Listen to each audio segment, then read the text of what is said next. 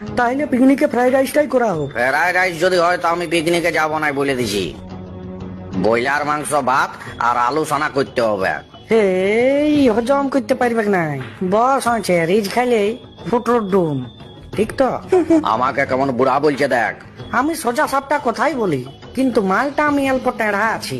কাকার ঘরে এক কুচুড়ি চাল আছে, আর কিনতে হবে নাই, কাকাই তো দিবে। কালিকার ছেলে আপনি বড় বড় বলি।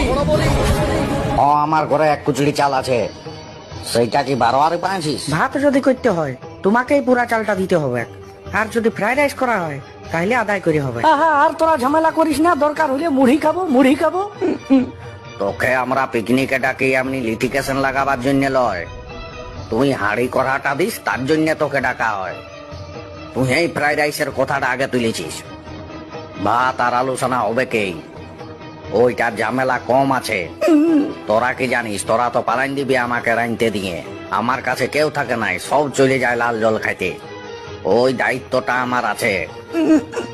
আজকের পর থেকে তোরা যদি আমাকে জ্বালানছিস, মার ভাত খাওয়াই ঘর আনবো বলে দিছি।